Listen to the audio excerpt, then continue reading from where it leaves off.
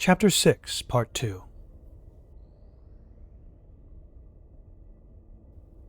Lance drove her blade deep within the skull of the large canine fiend that had lunged for her, the dagger puncturing the brain with a burst of rotting pink mist.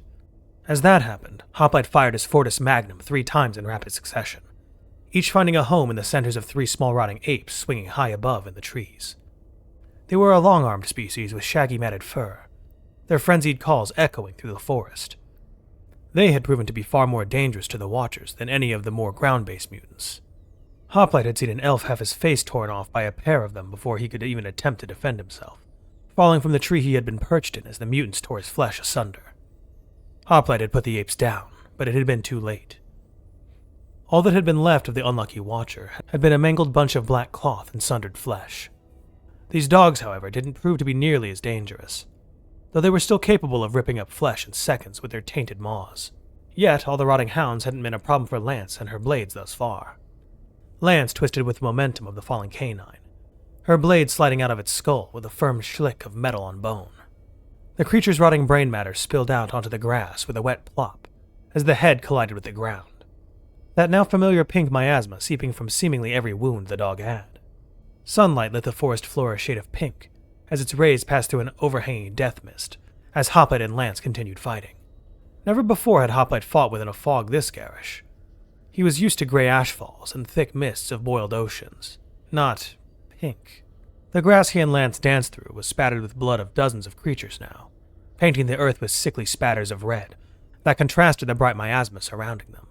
They had come across a large pack of these lesser fiends, animals that had been infected with this death spiral disease. Apparently, the more dangerous variety of fiend were strictly humanoid, but they hadn't encountered any in the 3 days they had been fighting through the Feywood. Lesser fiends had a harder time spreading the disease than the humanoid ones, based on what Lance had told him. Hoplite didn't understand just how Lance could consider a diseased human to be more of a danger than, say, an infected grizzly bear. As Hoplite thought that, an infected bear rounded a far-off tree.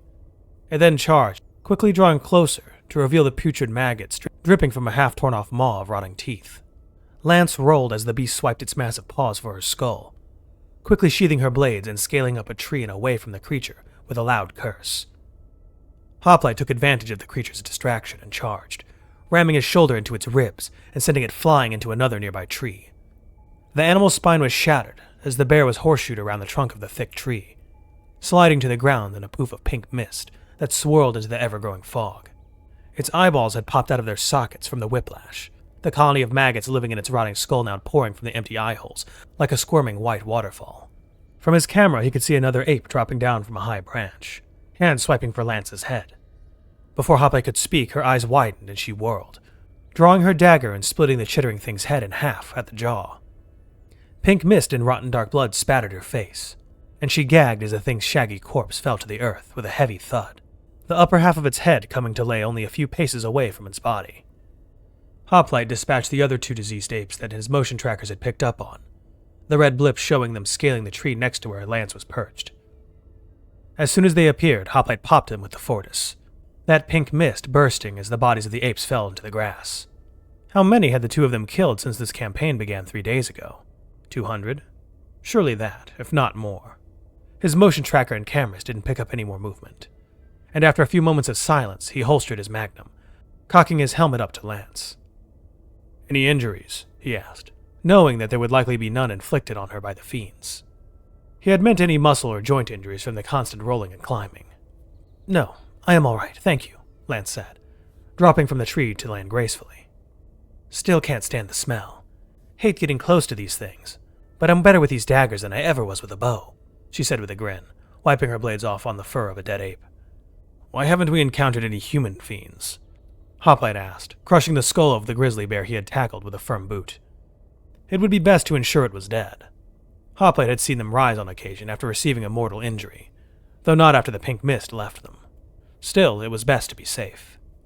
As Hoplite scraped the putrid brains now staining his boot on the grass, Lance took a deep breath and said, "Normal fiends retain a level of sapience, from what I hear anyway," she explained, adjusting the hem of her black cloak.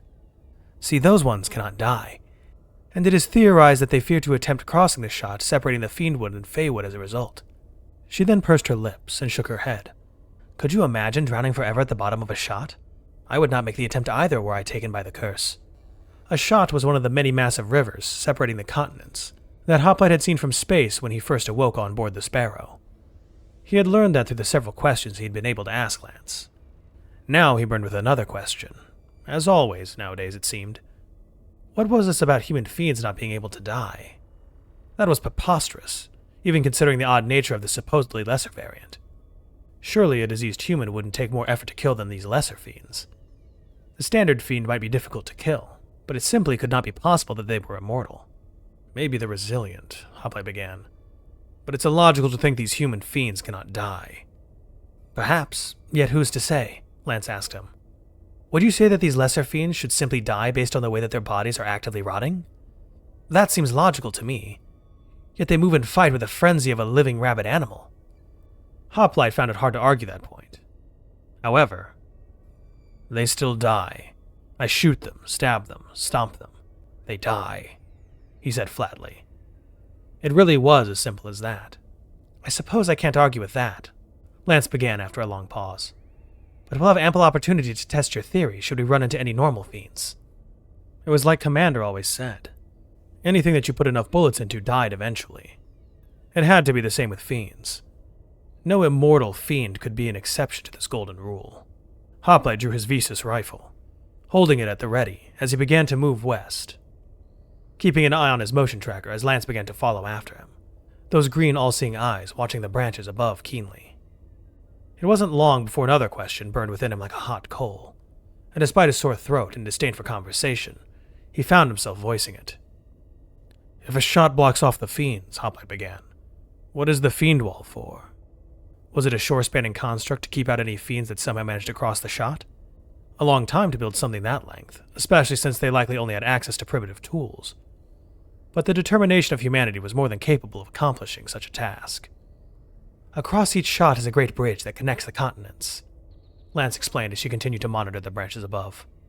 The fiend wall encircles the lands at the mouth of that bridge and on this side of the shot. Hoplite furrowed his brow. Why not demolish the bridge? It seems like an unnecessary risk to keep it intact. Quarantine protocol dictates that it should be demolished. There have been attempts, but the great bridges are made of what is known as set stone.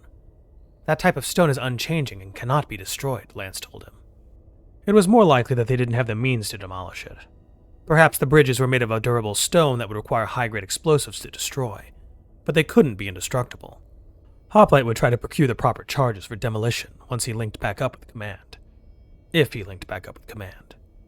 Hoplite hadn't heard any signals over the radio during the entire time he'd been stranded here. He pushed that thought down. Hoplite could not afford to think so despairingly. He needed to focus on the mission, eliminate the fiends and gather more intel on Arculus. A few hours passed in pleasant silence between him and Lance, his desire for questions finally dimming from a burning coal to a cooling ember. Soon the sun began to set over the Feywood, the dim orange light slipping between the broad leaves overhead. After 3 days of fighting in the forest, he noticed something. Almost every species of tree he knew about was in these woods. Everything from willows and pines to cherry blossoms and maples. The result was a garish mixture of colors that was ever present. It was a sight that wasn't displeasing to him. It was the same with all other plant life in these woods. Radiant with colorful flowers and bursting with bright ripe berries and fruits. The exposure to all these colors was strange to him. Hoplite was used to gunmetal gray and the different splashes of blood and war, with some brown wastelands here and there for when he was deployed planetside. So, said Lance, following close behind him, can I see what's in this pod next time we go back? He had been making routine stops at the pod during the fighting to restock ammunition, keeping Lance and every other curious watcher away from its contents. No, he replied simply. She grumbled but didn't argue the point.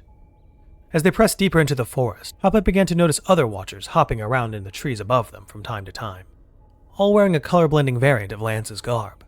There were many of them, most going about the same task, hunting for trespassers, or more likely with the recent development of the Fiend Wall's collapse, hunting for fiends to put down. Hoplite had learned that day watchers were given those garments to blend in better with the surrounding forest, while night watchers such as Lance were given light-drinking black garb to better blend in with the darkness. He didn't quite understand why they simply didn't give night watchers the same color-blending garb as day watchers. but he supposed that the color-blending version could be a fair bit harder to make than the simple pitch-black clothing. The explanation for why Daywatcher's clothing could color shift had been, of course, magic. Hoplite had nearly given up on asking why certain things were the way they were on this planet. 3 days of constantly being told magic this or pillar gods that was really beginning to frustrate him. There wasn't a shred of common sense among these elves. That was all there was to it. When do you have to... Lance started before trailing off, her eyes darting to the ground as she drew her lips to a line. When I do what? Hoplite asked, his brow furrowing beneath his helmet. Why did she look embarrassed? Hoplite had no idea why she should be. He may have lacked the social skills of most people, but to his eyes, Lance had said nothing that would seem humiliating. Maybe it was what she was about to say. When do you have to pee? She asked, rubbing a hand through her long black hair and seeming to look anywhere but at Hoplite. This was hardly the first time he'd been asked this question. He was far more used to hearing it from Marines under his command. He never understood this obsession with urine. It was simply a bodily function. Hoplite supposed that it was because those troops had understood that the phalanx suit had no waste disposal built in. How they do that, Hoplite had no idea. And in truth, he simply didn't care enough to find out. I don't have to yet, he replied after a second. It's been 3 days, Hoplite. You haven't even slept, she yelled, bafflement plain on her face. I don't need to yet, he said matter-of-factly. Hoplite would like to keep it that way for as long as he could. Thankfully, he hadn't consumed anything prior to suiting up. The result, however, was that he was severely dehydrated and practically starving. It was not dangerous for him. Not yet. Hoplite knew his own limits when it came to that regard.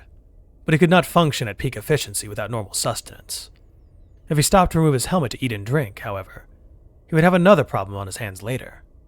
He could go far longer without food or water than a normal human, but that didn't mean that it was healthy for him to go without it for this long. At this rate, he'd be dead within the next few days. 12 at most. But he should take care of his needs before that point. He couldn't protect anybody if he was recovering from severe hydration alongside starvation. Hoplite found himself again wishing that the phalanx suit had come with built-in waste disposal. But there was no use in lamenting the fact that it wasn't there. There was also the very real danger of allowing his hunger to grow. If Hoplite went Wendigo, he shook his head at the thought. He dreaded it, but it would be time to remove the suit when he returned to the pod this next visit. Or at least just his helmet so he could eat and drink. The inevitability of removing the phalanx suit was what he dreaded, for the process of reattaching the individual pieces of armor on his own would be hours long, even with the tools Hoplite had procured from engineering before launching his shuttle. He glanced at Lance, seeing that despite all the time she had spent awake with him out in these woods, she had no dark circles beneath those green eyes. I haven't seen you sleep, Lance, Hoplite told her. He hadn't either, of course, not since they had both set out patrolling through the Feywood. She had to take breaks here and there to eat and drink, but she had not slept a wink. Yet Lance didn't even seem the least bit tired. Elves don't sleep nearly as much as you lazy humans do, she said with a small laugh. Besides, I got a full 2 hours of rest before I found you. I'm good for the rest of the week. I don't need that much sleep either, Hoplite replied. Don't concern yourself. Look, Lance started, fists on hips as she walked. You need to take care of yourself before you fall over dead. Simple as that. She sniffed, shaking her head. I can forage up some berries and bag some bunnies for you if you don't know how. And it's no bother if you want to drink from my canteen. I can't put the suit back on easily once I take it off, Hoplite said. I want to keep it on as long as I can. It will take hours to put it back together. Well, that's just silly. Who makes armor that hard to put on? She said with a shake of her head. Honestly, seems stupid to me. And here I thought simple human plate armor was enough of a bother to deal with. Hoplite couldn't exactly say she was wrong. But with how complex the phalanx suit was, it was simply impossible to put it back on quickly without an engineer or assembler to speed the process. On the flip side, though, it was surprisingly easy to take off. All it took was a certain combination of bumps with his chin, and several sections of the armor would open. After a few minutes, he could be out of the suit in its entirety. The helmet he could take off and put back on whenever he wished, but he'd rather keep wearing it until he was back inside the pod. Just let me know when you're ready to come out of that armor. I can bag a bunny for you in no time, she told him. You can cook it yourself, though. Unless you don't know how to do that, either. Lance finished wryly. He didn't say anything in response. Hoplite noticed that the Magnus, Vistus, and Fortis felt light. It was time to go back to the pod and restock. He still had an adequate amount of ammo to spare on his person, but he wanted to stay as flush with bullets as possible. Almost right after he thought of returning to the pod, his stomach growled. He hadn't even eaten before entering cryo. Again, he tried to ignore the thought, and failed. It was simply time to eat and drink. There were canteens and calorie-dense ration bars stored beneath the seats of the pod, as it was for all escape shuttles. His throat felt like burnt paper, and his limbs felt leaden. His eyes were growing heavier and heavier by the day. Hoplite needed to take care of himself before his body took matters into its own hands. He promptly turned and scooped up Lance without a word, bracing his legs as he prepared to launch into a run. She only gave a small gasp as he began sprinting headlong toward the pod, but he saw that the other watchers in the trees overhead flinched at his sudden takeoff. Their surprise at his speed could only be matched by their terror of his weapons. The other watchers genuinely seemed to be scared witless of them, but Lance had grown used to his thunder staves by now. Seeing the power that Hoplite's guns were capable of outputting may have helped to keep the watchers from attempting to bring Hoplite to justice for the damage he had done to a few of their trees. Hoplite was still unsure of how the Harkhal had voted in regard to his crash landing, but it was safe to assume at this point he was in the clear. Lance, like the Hark Mother, had told him to be careful about the trees. Initially, Hoplite hadn't cared if the foliage was damaged, but recently, Hoplite kept finding himself trying to avoid shooting the trees. Lance had told him that the Fae inhabiting the trees would appreciate his efforts. They certainly weren't real, but Hoplite didn't feel like arguing with her over their supposed existence. When they had both first set out, Lance had told Hoplite that she was, in a way, responsible for any of the damage that Hoplite might inflict upon the woods. As long as he didn't bring any down, however, she was not at risk of punishment. At least, not severe punishment. Lance said that the chunks blasted out of the trees would at least get her a stern talking to from her commander. And apparently Hoplite himself would get his own tongue lashing eventually. At least according to Lance. Hoplite doubted it. The Feywood was a war zone, and any kind of battleground would suffer wear and tear. The Hark Mother and Lance's commander would simply have to accept that fact and move on. Still, Hoplite had kept in mind to avoid damaging the trees. There was no need to get Lance punished by her superiors on his behalf, and in truth, it wasn't the most difficult thing to avoid damaging the woods. Yet, why did he try so hard to avoid injuring them? They were just trees, nothing more. It wasn't like he feared punishment from the elven authorities. He supposed a part of the reason, one that he could identify, was that he simply found them to be appealing to the eye. Hoplite simply did not want to rupture the natural patterns of the tree's bark, for that would mar their natural beauty. Hoplite immediately turned his thoughts away from such an obscene thought. Nature was merely another potential battleground, nothing more. He was a tool, a thing meant for killing, not a human being. It was best to keep it that way, lest his thoughts eventually come to more treacherous places. He kept his attention firmly on the traveling. The speed he ran, his motion sensor, anything but the Feywood's lush colors and near overwhelming sense of life. It only took an hour to reach the crash site at his top speed. And when he put Lance down, he saw her hair had been completely blasted back by the wind. She finally opened her eyes again, placing a hand to her lips before leaning heavily against the thick trunk of a nearby tree. Her face had turned a sickly shade of pale, and for a moment Hoplite believed she would paint the bark with her bile. "You have to give me more warning than that, you metal ape," she muttered under her breath. "My guts are soup." Lance groaned, placing a hand to her stomach. "It is unnecessary," Hoplite replied. "It is more time-optimal this way. If I were to tell you every time we were about to be en route to the pod, it would take up to a minimum of 15 seconds. It would be a massive waste of time," Hoplite explained to her. Yet instead of nodding in agreement to his flawless logic, Lance shook her head, glaring up at him. "Well, you're going to tell me from now on instead," Lance told him. "I will not be hauled about like a stone." Hoplite's back stiffened in irritation. How dare she try to order him around? "You are not in command of this operation. Do not attempt to give me any kind of orders." Hoplite bit back, the heat in his voice only barely contained by ice-cold discipline. "In case you forgot," Lance said after a second, standing straight to look up into his helmet. "You aren't my commanding officer, Hoplite. Do not order me around. I may defer to you now and again in combat, but I am a watcher, not your soldier." Her face was actually beginning to turn from a shade of pale to a more crimson hue. Lance was growing angry with him? Why? All he did was assert his role as a commanding officer, as he had done all his life to those lower ranking than himself. But Lance was not a part of the 8th Arm of Turna. She was not in the command structure whatsoever. Therefore, while she held no rank in the military, this also meant that Hoplite did not outrank her. This puzzled him for a millisecond of thought, before he realized how he should proceed. Lance should be regarded as a civilian combatant. Since she was not a part of the structure of command, that gave her more free rein than a standard soldier, as their behavior was typically unpredictable, as was whatever gear they may be in possession of. That didn't mean that civilian combatants shouldn't follow orders, but their wild variation made it difficult to utilize them to their full capabilities. Technically, Lance was a part of the Terran civilization from a lost colony, but she was not part of any of the 8 arms. Until proper reintegration, she was not truly Terran. Perhaps she was right to be irritated with Hoplite for giving her orders outside of combat. No, Hoplite was right. He always had to be certain. If a Hoplite didn't have certainties, their thoughts would lead to treachery. He could not, would not be re-indoctrinated. If only he had more experience dealing with civilians. Turning his thoughts back to Lance in the same instant of thought, he came to a conclusion. To avoid having this cooperation turn abrasive, Hoplite would concede to this small matter. Perhaps it would be more optimal if Lance was made aware before takeoff. Perhaps preparing herself mentally could keep her from lagging around in her sickness. Her recovery had also been taking up too much time for his liking. From this point going forward, I will notify you approximately 1 second before takeoff, Hoplite replied in his usual monotone. That should be enough to be satisfactory to her.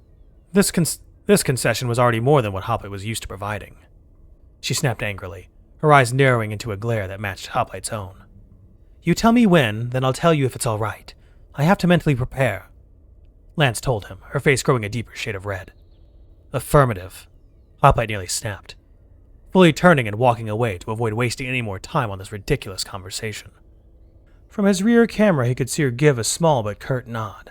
Her previous sickness all but evaporated in the heat of her anger. Hoplite's own face felt red-hot with rage. How dare she ask for more from Hoplite after he gave her more than what he would have given anyone else? As soon as these savages were reintegrated, they'd need to be taught proper procedure. They walked in icy-cold silence for a few minutes, before finally reaching the crash site. As he had done every time before, he activated one of the cameras in his finger, and edged to the tip just around the tree trunk to scan the area around his shuttle. Before he even saw what was on the camera, his motion tracker had picked up on several blips surrounding his pod. Were those nosy watchers or something else? If they had been fiends, they wouldn't have been stationary. Fiends always moved erratically on his motion tracker. They never held still. These were almost completely immobile even, at least in relation to fiends. When Hoplite finally saw what his finger camera's feed picked up on, his mouth almost fell open in shock. 6 people and some horrific kind of mutant were all staring at his shuttle. The mutant had drawn his attention first due to just how severe the changes were. The top half was a handsome, long black-haired, muscular humanoid, crossing its arms and looking down upon Hoplite's pod with a curious glint in its black eyes. The lower half, in contrast, was a horrific monstrosity. The upper half's waist, instead of ending in a pair of legs, led into another, larger body. A massive face with a gaping maw and 3 tongues sticking out of its mouth made up the center of the second torso, one of the tongues reaching up occasionally to lick one of the creature's 2 big black eyes. Its bold nose hung slightly over the gaping 3-tongued maw, which masticated the back of the 3 lolling tongues. Another set of inhumanly large shoulders stuck out from above the second horrific face, each with a long ape-like arm that ended in 2 broad furled fingers that each ended in a sharp point.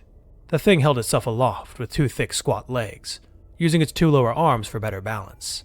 Hoplite had never seen such a massive mutation in his life. If Darkwatch were to see such a mutant on this world, they'd surely designate Arculus for liquidization with barely a second thought. Not that this strange creature was the only mutant in this strange gathering. There was also a lean, crimson-skinned man that stood near to the mouth of Hoplite's pod. Long black horns like that of a goat jutted out from his temples above a head of unkempt long white hair that fell all the way down his shirtless back. A patch of gray flesh was spread across his right arm. The contrast of the strange mark against the mutant's red flesh made it nigh impossible to miss. A birthmark or some kind of skin disease?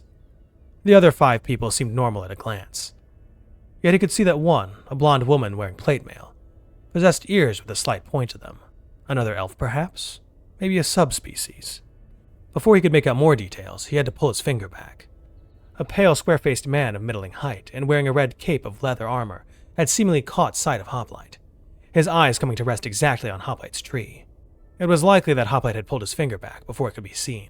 Yet, that man seemed to have keen eyes. Keener than most to catch Hoplite's fingertip. Did that man have bionic eyes? No normal human should have been able to spot something as small as a fingertip so quickly and accurately. Perhaps the man had seen an insect instead. Or maybe he mistook Hoplite's finger for a bird. If the stranger had indeed spotted Hoplite for that brief instant, then his position was compromised. Did you guys see that? One of them, likely the square-faced man, asked. See what? A woman's voice replied. Potential hostiles, Hoplite told Lance as he drew the Magnus from his back. Lance's brow furrowed in confusion for a brief instant, before she heard the drifting conversation between the strangers. Then she drew her daggers. You saw them on you called it a motion tracker, yes? Lance asked in a whisper. Yes, be ready to attack or retreat if they become aggressive. Flank them if you can, Hoplite told her, rounding the trunk of the tree to greet surprised eyes. The strangers had all turned to stare goggle-eyed at Hoplite, who stood tall and ready to start blasting hot lead. He stared right back at the strangers, his shotgun not yet aimed, but ready to be if the need arose.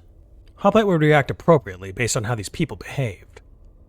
Suddenly, the square-faced man walked toward Hoplite, his face set with curious determination. Hoplite then promptly aimed his shotgun toward the pale man, and the stranger stopped dead in his tracks. Even if he didn't understand what a gun was, he clearly understood that whatever Hoplite was holding was a weapon. Identify, Hoplite ordered. The strangers all looked at each other, the two-faced mutant staring at him with those unsettling pitch-black eyes. That one he could put down with a blast from the Magnus without having to get close. But Hoplite supposed that the same could be said of all these people. None of them wore armor that could possibly stop these shells. I'm the warrior known as Kedka, the man muttered. Sorry, I just wanted a closer look at what you are. Didn't mean offense, Mr. Golem. The elf woman in full plate then stepped forward, placing a fist to her chest plate as the pale man took a few steps back. I am Twindil, a paladin of Athena, the pillar god of tranquility, she said soothingly, as if she had heard heat in his monotone. He searched those green eyes of hers, but there wasn't anything but confidence in those eyes. A paladin? She certainly didn't look like one. The generation of super soldiers before Hoplite had been called paladins, but they weren't all that common nowadays. Most had met their end serving in the war, and few new paladins had been made after Project Chimera's resounding success. Hoplite had met and fought side by side with a few in his younger days, and they all shared Hoplite's disposition. After all, paladins went through the exact same training as Hoplite, just without the mutations that were involved with Project Chimera. This woman did not have those same cold, empty eyes. They seemed to be filled to the brim with life.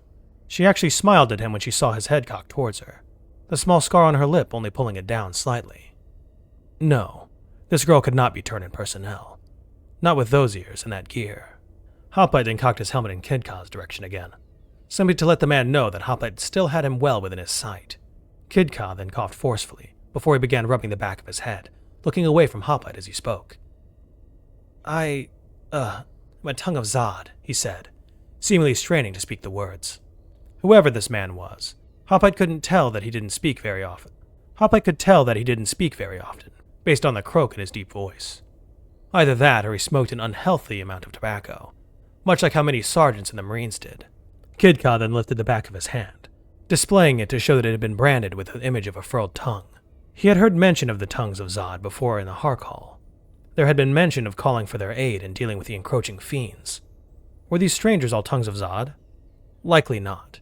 Twindil likely would have introduced herself, just as Kidka had if it were so. It was still uncertain as to if these strangers were hostiles, but so far Hoplite did not think that they presented any immediate threat. They had tried opening talks, albeit strangely with Kidka's behavior. Perhaps the man was simply socially inept. Yes, he didn't seem to be the type to speak much to others, based on that croak to his throat and silvery paleness of his flesh. Hoplite was all too familiar with that sensation, of speaking far too often. Other than Kidka's strangeness, however, these people didn't seem to be hostile. The red-skinned mutant standing further back in the group then began inching towards the door to the pod, and Hoplite's body kicked into motion, raising his shotgun and aiming it directly at the mutant. "Step away from the pod now," Hoplite shouted, his booming voice causing all to flinch, save for the huge mutant. That one held its composure. "Failure to comply with these orders will result in your immediate execution," he ordered harshly, stomping forward a few steps while keeping an eye on everyone surrounding him. "Whoa, okay. Was just curious was all," the mutant said. His voice was filled with undercurrents of mischievousness, like those hordes of lower-ranking Marines that prefer to goof off rather than be productive. From his rear camera, Hoplite could see Lance quickly pass from tree to tree, going almost completely unnoticed. Despite her adept maneuvering through the woods, however, it seemed that Kidka had seen her, his face growing pale as he mouthed the words, "Watcher," silently. Lance's position was compromised to Kidka, but the man didn't seem to be interested in outing her hiding place for some reason. Maybe he had already been seeing Watchers darting about and had simply chosen to ignore them up until now. "Name's Elam," the Red Mutant said, drawing Hoplite's attention. "And anyway, it's not like it's yours. We were here first. I claim this star for us," Elam declared, gesturing to his companions who all stared daggers at him in response. Save for one, a girl with her eyes firmly set on the ground. Elam seemed to be waiting for his companions to back him up, and when they didn't, he pursed his lips in irritation. He scratched at one of his black horns as he backed away from the pod, compressing his lips to a fine line and staring longingly at the crashed shuttle. "That is Turn-In property," Hoplite said, seeing Lance emerge from behind a completely different tree than the one he had seen her dart behind. She sheathed her daggers and began almost casually approaching Kidka. Why was she compromising the flank? Was there something she knew about these strangers that he didn't? She gestured for the man to approach her, and Kidka flinched, seizing up for a brief instant before finally he started to slowly inch towards her. No one besides Hoplite seemed to notice this. "There are no claims. Stay away from that pod," Hoplite ordered again in a low, menacing tone. "You won't be warned again." Elam then lifted his chin. "What about the international claims law?" he asked in a confident tone. "It dictates that—" He paused, his confident tone waning as he went on. "It says that, if I find a thing and make a claim upon it, that it's mine." Twindale then shot a withering glare at Elam. "There is no such law," she shouted with exasperation. Elam then began grumbling something under his breath, looking away from the elfin armor to instead seemingly admire a fallen branch. Twindale maintained the accusing glare for a few seconds before turning back to Hoplite with a sigh, her brows creased apologetically. Hoplite had overheard an almost similar conversation, much like the interaction he and Elam just had. It had been between a couple of exo-troops concerning a cup of ice cream. The two had almost come to blows. The soldiers had been strangely irritated about it. Whatever ice cream tasted like, it still shouldn't have been good enough for someone to fight over it. Indeed, Elam looked as irritated as those soldiers had, knowing that he could not claim Hoplite's pod for himself. Of course, this was a serious situation, not something as petty as ice cream. Yet Hoplite found himself recalling that interaction for hints on how to proceed here. It was an irritating thought. There was no need to defuse the situation with Elam. It was enough that Hoplite had ordered the mutant to step away from the shuttle. Nothing more was needed. Hoplite then noticed the other watchers in the trees above them. It seemed there were about 5 of them there, all staring silently at him and the strangers. Were they there before, or had they been following these people? Lance had told him that one of the many duties of a watcher was to observe trespassers until they left the forest, and that meant following them until they were gone. If they were causing harm to the forest, either by logging or poaching, they'd be dealt with swiftly and violently. What had they been doing here? Had they truly been here this whole time, or did they just arrive? If it was the former, then could they have been scheming a way to break into his shuttle? It was certainly possible, but thankfully the durable tungsteel alloy making up the pod would ensure that nothing these elves had could burst through. Still, Hoplite wouldn't allow himself to be lax about a potential break-in. He'd need to make sure that none of them managed to see the access code for the pod, else Hoplite may return to find his shuttle completely ransacked. Perhaps that was why Lance had broken cover. Confidence in her comrades to swoop in if things went south. Perhaps, but it was still a foolish thing to do. There were far too many unknowns here to assume safety. He then turned his attention back to Elam, who stared back seemingly unconcerned. The Red Mutant crossed his arm, fully turning away from Hoplite with an irritated huff. "Never heard of turb butt or whatever the hells you called it." "Keep it then, fine. I suppose I will allow you to retain possession of the discovered goods. No use killing each other over it," Elam said, as if it were his to give away in the first place. Hoplite then looked at the blond man wearing the red headband, seeing that he too wore plate armor similar to Twindale's, though his was painted a shade of gold rather than silvery gray. The man stood next to the two-faced mutant, a hand wrapped around the shaft of a large warhammer, with its square head planted firmly in the soil. It was an intricate piece of work, the large square metal head made of shining steel. Its wooden shaft was engraved with images of monstrous creatures, one of which looked to resemble the two-faced mutant. The man then leaned his weight onto the hammer and began shaking his head. "I'm Alistair," the blond man said, looking toward Hoplite. "This here is the angel and my eidolon Balmiel," he finished, gesturing with a nod to the two-faced mutant. "I am sanctioned. Do not worry about me being pillar-born." Hoplite was the same height as the creature Alistair had named Balmiel. The so-called angel glared at him, its upper human arms crossed over its broad chest. "That," Hoplite stared into deadpan, is a mutant. Alistair stared with confusion at Hoplite, and Balmiel's upper half frowned at Hoplite as the lower half continued to lick its own eyeballs. No, Alistair said with a shake of his head. He is an angel from the astral plane. I can summon him and dismiss him at will. I am a Thayer, Golem. Surely you know what that entails, he said as if it were the most obvious thing in the world. Hoplite did not argue the point, nor did he explain he was really a human, not a golem.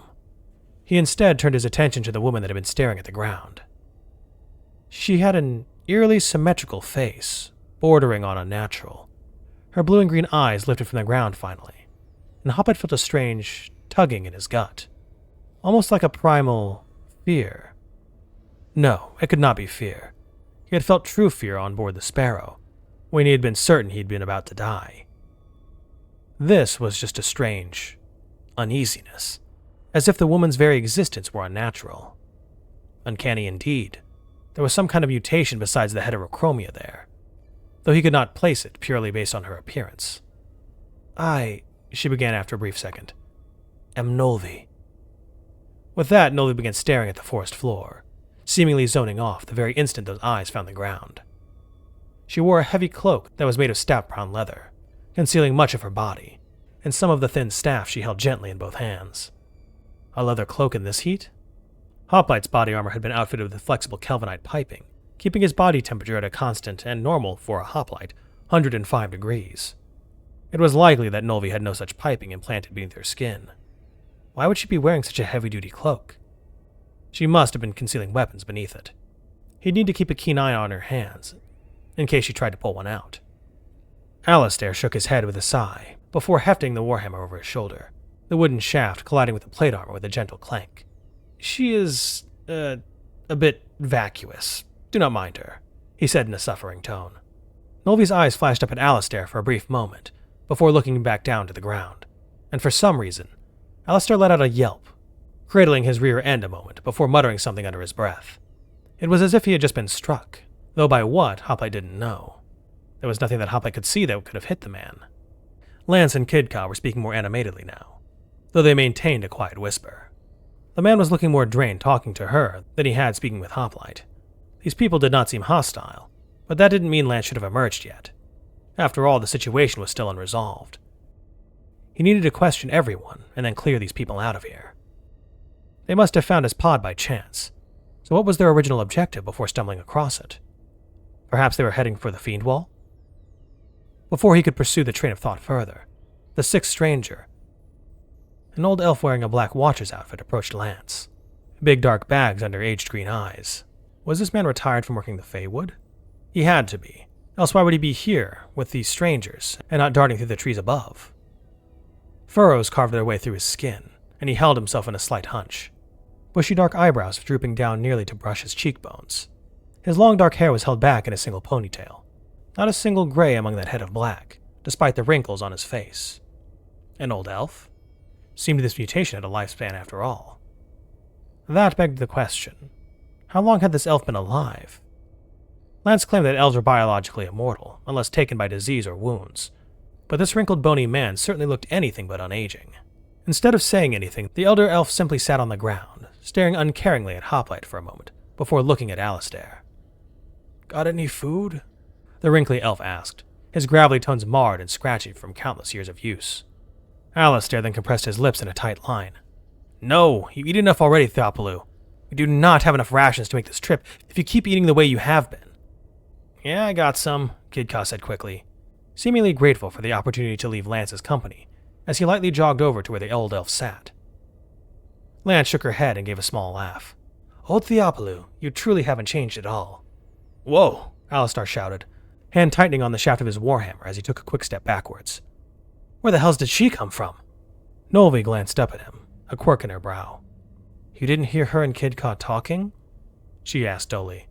Your ears are broken, Nolvi stated flatly, before continuing to stare holes in the dirt. I had not heard her either, Twindale whispered, a hint of embarrassment in her tone as she tucked a long lock of blonde hair behind one ear. Personally, nothing gets past me. Except this one, Elam said after a moment. Damn quiet they are.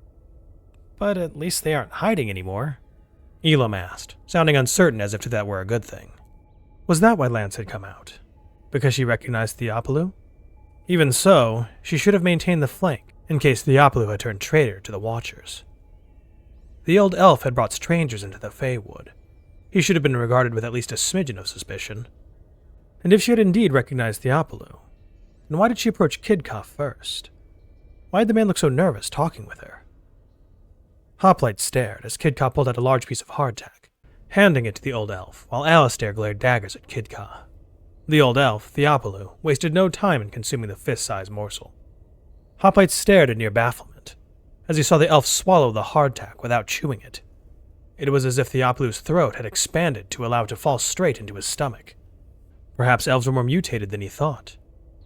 But then why was Lance staring in near horrified shock at Theopolis? If all elves could eat like that, then she would not be staring at Theopolis in such a way. "You really haven't changed at all, have you?" Lance asked Theopolis, the latter merely shrugging in response. "How's the outside world been treating you?" Theopolis shrugged again, before replying curtly with, "It is fine." "Well, that's good, Theopolis. But you haven't been teaching our ways to outsiders, have you?" Lance asked him, her eyes turning to daggers as she approached the still-sitting elf. "After all, this lad is young enough to have been raised by you on your time off. It's been what, 20 years? You didn't take a human apprentice in that time, right? You know what would have to be done." She finished in a tone as deadly serious as Hoplite had ever heard.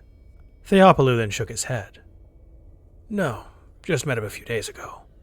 The boy just got a great eye. Should have been born an elf." "I see," Lance said after a moment, turning her head back to Kidka. The man seemed to seize up the moment Lance's eyes found his, and he forced out another awkward cough, before the blonde elf girl, Twindale, approached Lance. Hoplite kept a firm eye on the blonde elf, reading her body language for any signs of aggression. If Twindale became hostile, Hoplite would blow her away in an instant. However, Hoplite saw no signs of hostility in Twindale's body language. The paladin only seemed curious about Lance. Twindale's face in wonder as she gently reached out a hand, giving a small smile. "He just does that. I've never really had a chance to, talk to one of you before," Twindale said with brief hesitation. "Well, besides Theopolis anyway," she said quickly. "But he doesn't like to talk. See, I'm actually a half-elf, and I was wanting to ask if—" "That's enough," Hoplite cut in. "What are you all doing here?" he asked, checking the trees above to see the current positions of the Watchers overhead. They had become suddenly very still on his tracker, disappearing in their stillness. Yet when Hoplite checked the camera, he could see none of them. They had seemingly all left while he was preoccupied with dealing with these strangers. Why would they do that? The situation hadn't been resolved. Perhaps they thought their time could be better spent on neutralizing the dozens of fiends still wandering the Feywood. If that was what they had left for, then Hoplite could hardly bring himself to blame them. Twindale jumped at hearing his voice, her plate armor clinking together as she stared at Hoplite with wide eyes. "We are making our way toward the fiend wall," she told him, taking a deep breath to calm herself before continuing. "We hired Theopolis to guide us through the Feywood to reach it." She smiled again. "After all, Athena wouldn't approve of such chaos spreading through the land. I will purge it. Yet in truth, that is not the only reason we are heading for the fiend wall. This tragedy just happened to occur on our journey. We came upon this, did you call it a pod?" Alistair asked before continuing. "On the way there. And I'm going to be completely honest with you here. We were going to try and loot it," Alistair said honestly, shrugging broad shoulders. "We didn't know it was yours, okay? No harm, no foul. Gotta ask, though," he said, lifting an eyebrow at Hoplite. "Is this one of the falling stars? Pretty much everyone saw at least a few of them during the starfall. Can't help but notice that this place looks like it got split down the middle, like it crashed here." "They weren't stars. They were escape pods," Hoplite told them. "Have you found any others? Were there any humans in them?" The party of mutated misfits all began staring at one another, all save for Nolvi, before they began shaking their heads. It was as Hoplite previously thought. If these people had been arriving from the west, it was unlikely that any pods had crashed on that side of the planet during the initial and only ejections. This wasn't the first time Hoplite had heard the mass evacuation referred to as the Starfall. Apparently, it was becoming more commonly known as such. This at least confirmed that there were likely no shuttles that had landed in the west. If Hoplite wanted to link back up with Turn in person now, he'd need to head to the east as he had planned. He opened his mouth to begin speaking, but began shouting instead, when his motion tracker began picking up on several frenetic blips, all converging on their location. These past few days of combating fiends had taught him how they'd appear on his motion tracker. The blips were jagged and wild in their approach, drawing through the round tracker on his HUD from all directions. "Hostiles inbound," Hoplite shouted. "Fiends incoming from all directions, get ready!" With that, the roaring of the beasts half dead could be heard.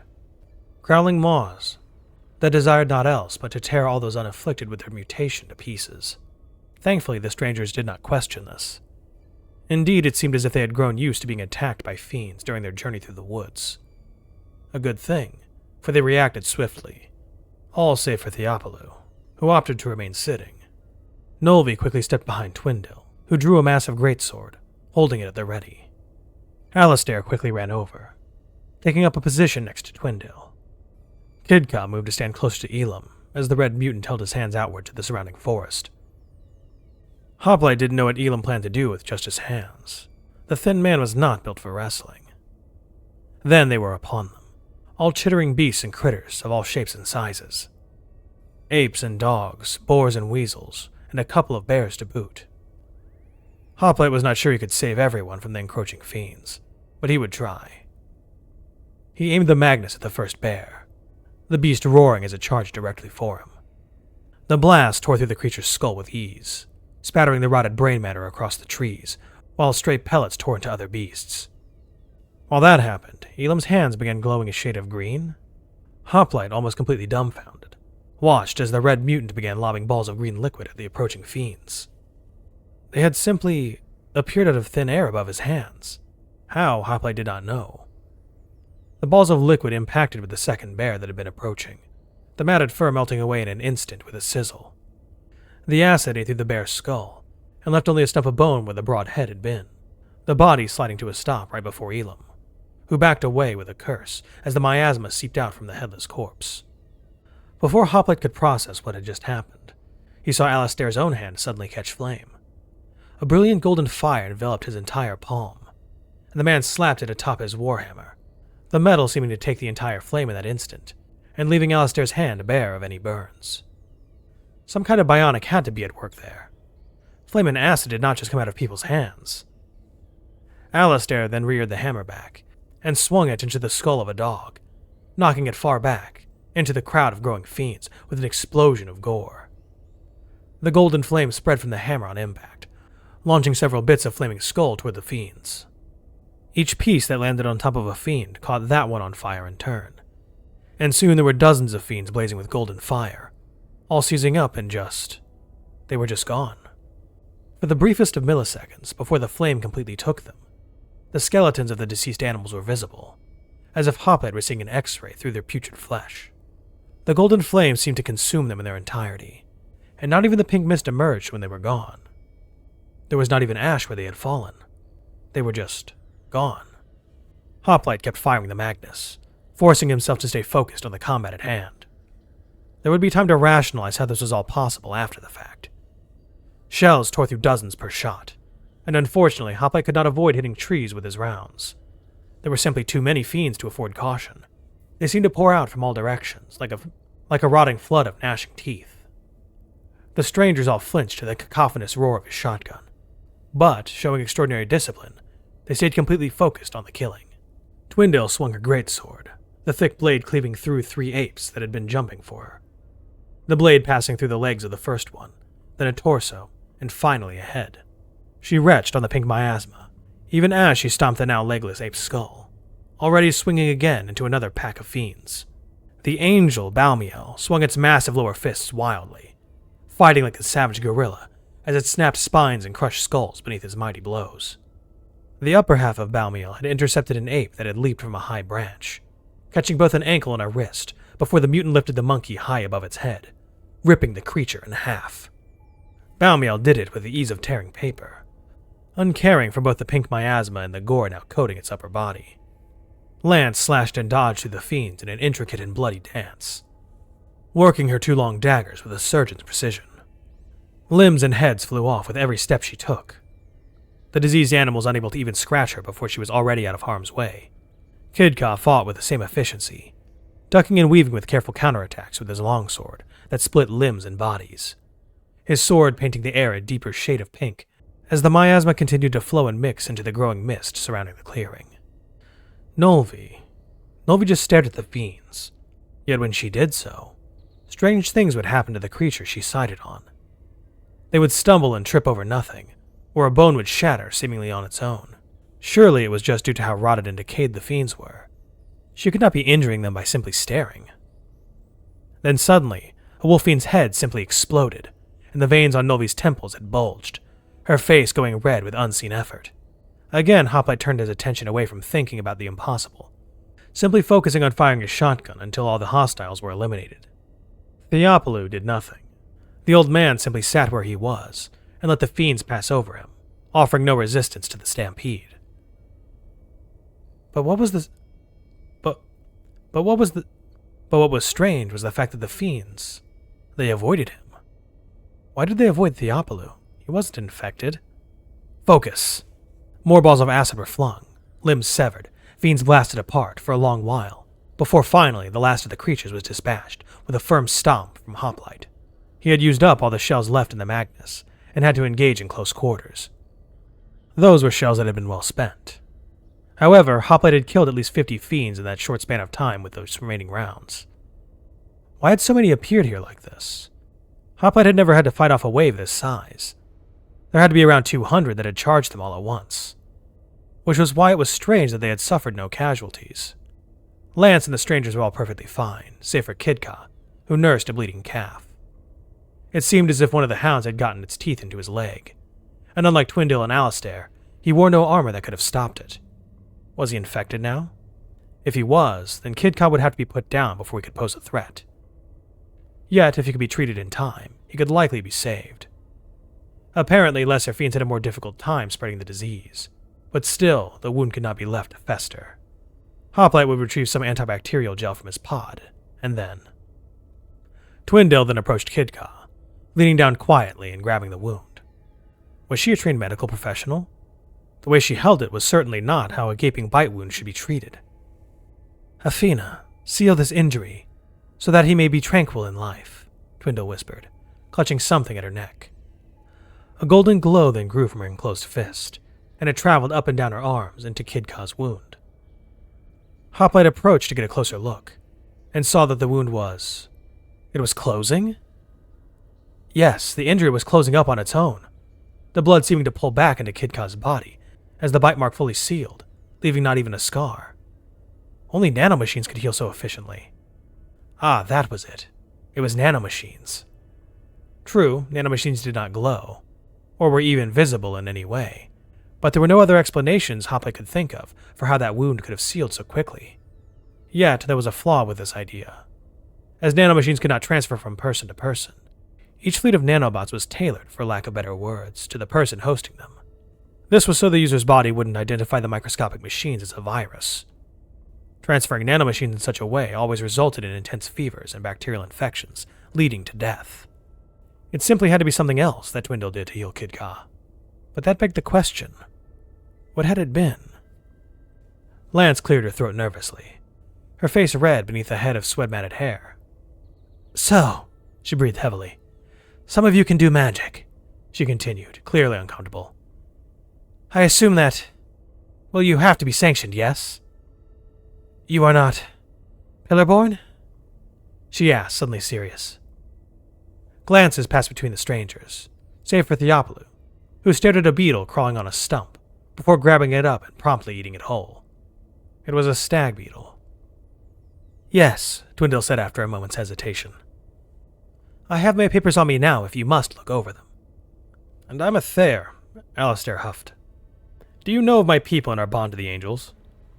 Lance paused before nodding, staring wide-eyed at Balmiel. "I knew what you were as soon as I laid eyes on your Eidolon." "Then you know that I don't need Foundation to bring him here. If it makes you more comfortable, I'll dismiss him now," Alistair said, snapping his fingers. Hoplite goggled as Balmiel completely vanished. He bumped his thermals to see if the mutant had gone invisible, but it was simply gone. The creature didn't even appear on his motion tracker. It was just gone. Lance eased up only slightly, approaching Twindale with a small shake to her step. Twindale gingerly handed Lance the papers, lips pursed as the Watcher read over the laminated sheet. Lance gave a deep sigh of relief once she finished going over these sanctioning papers that Twindale provided. Hoplite himself saw the words. By the head of the Cathedral of Tranquil Athena, Twindale Murmu is sanctioned as immortal. What did all of that mean? His eyes felt heavier than ever now as he gazed longingly at the pod. All he had to do was step inside and seal it shut. Then he could take care of himself and be done with all of this nonsense. He'd be able to make better sense of all of this once he was well and truly rested. No more fiends were inbound on his motion tracker. The field was completely still with the corpses of the fiends. Not a single one moved an inch from where it sat.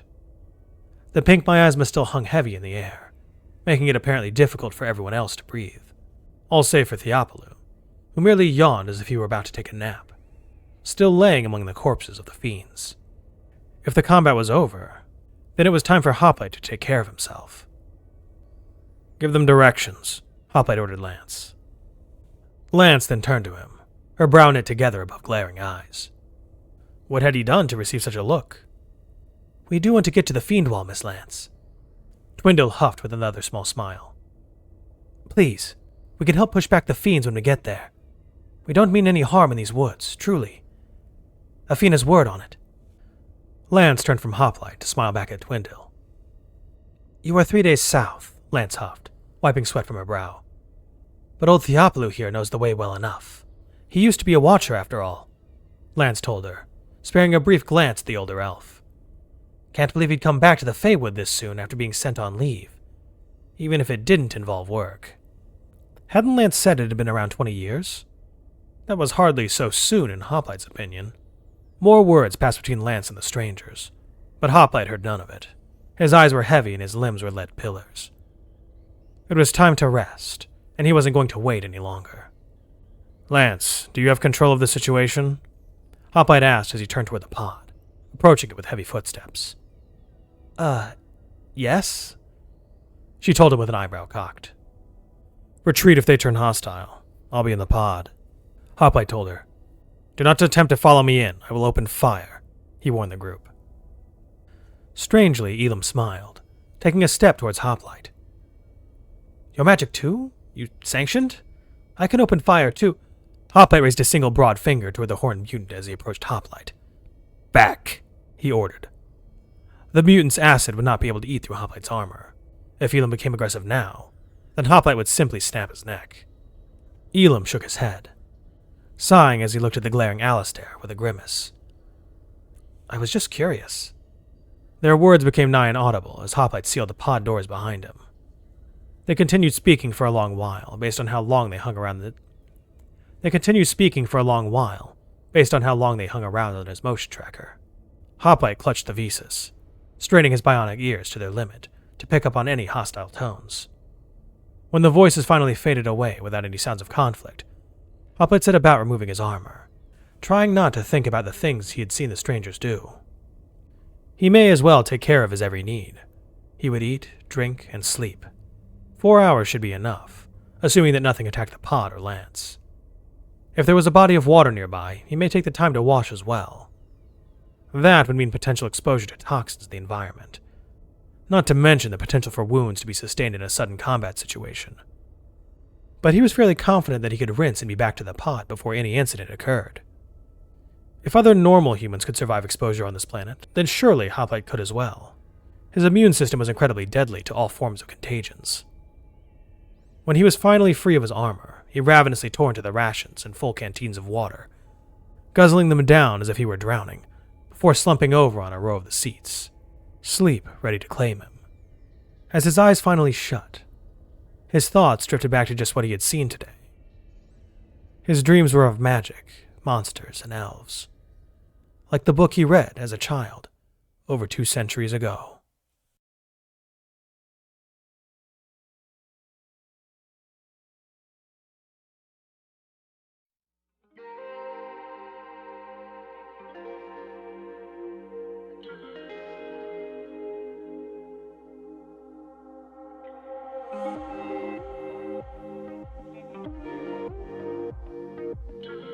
If you're new here, welcome aboard.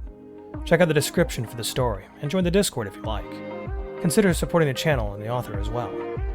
It's a dangerous world out there, but remember to be brave and look up to seek the stars.